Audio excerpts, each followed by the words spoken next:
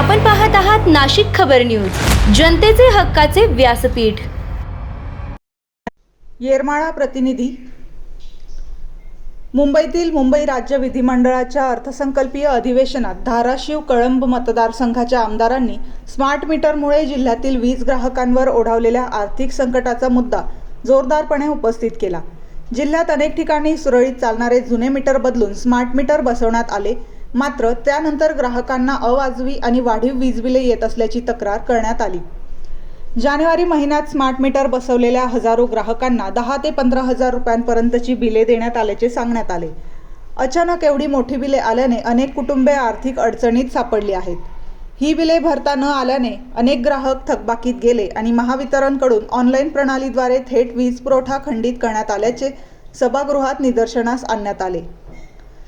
या पार्श्वभूमीवर वाढीव बिले दुरुस्त करावीत, थकबाकीची रक्कम हप्त्यांमध्ये घ्यावी आणि सध्या 10वी-12वीच्या परीक्षा सुरू असल्याने कोणतीही डिस्कनेक्शन कारवाई तात्काळ थांबवावी अशी मागणी करण्यात आली। यावर उत्तर देताना मुख्यमंत्री देवेंद्र फडणवीस यांनी वाढीव बिलांच्या संदर्भात हप्ते पाडून देण्यात येतील आणि बिल दुरुस्ती केली जाईल असे स्पष्ट केले।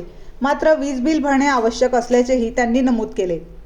दरम्यान धाराशिव जिल्ह्यात सुमारे 4000 ग्राहकांचे डिस्कनेक्शन झाल्याने ग्रामीण भागात संतापाची लाट उसळली आहे।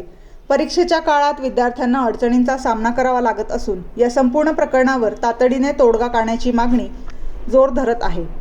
हप्ते पाडून देणं, बिलात दुरुस्ती करणं गरजेचं असलं दुरुस्ती करून देणं आणि सध्या परीक्षेचा कालावधी असल्यामुळे डिस्कनेक्शनमुळे विद्यार्थ्यांना अडचण येते।